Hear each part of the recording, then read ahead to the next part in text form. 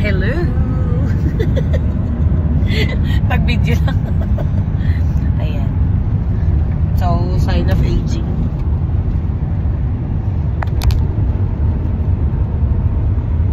We're traveling.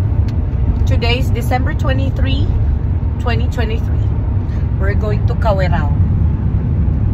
This is my daily vlog. Daily vlog.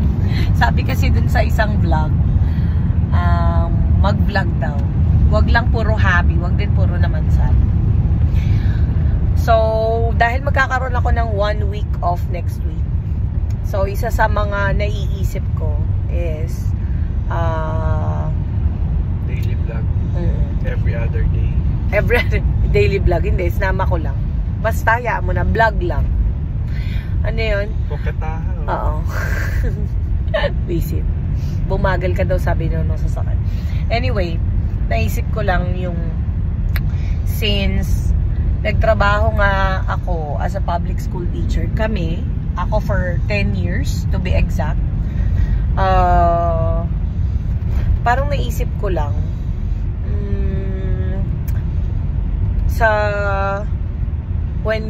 when I was working in the Philippines and even in the US, when the children are off, you're also off. And you don't need to use your annual leaves or, alam mo yun, yung accrued leave or accumulated leaves mo.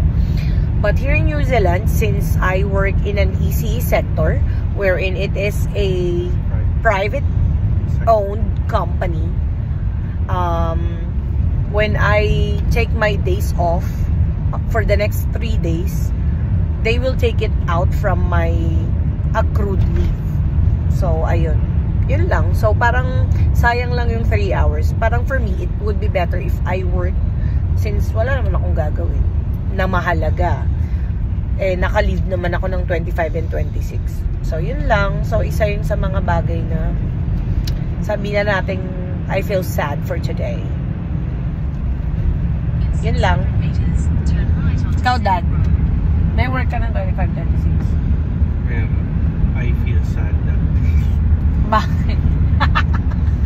I feel sad kasi ginaya mo lang ako, tanga, nakakabisi. kasi hindi lahat diba sabi ka nila family friendly New Zealand sa pagdating sa work, pero yung pagdating sa work ko dahil support worker ako, kailangan ako ng mga kliyente. Makes sense. Oo nga naman.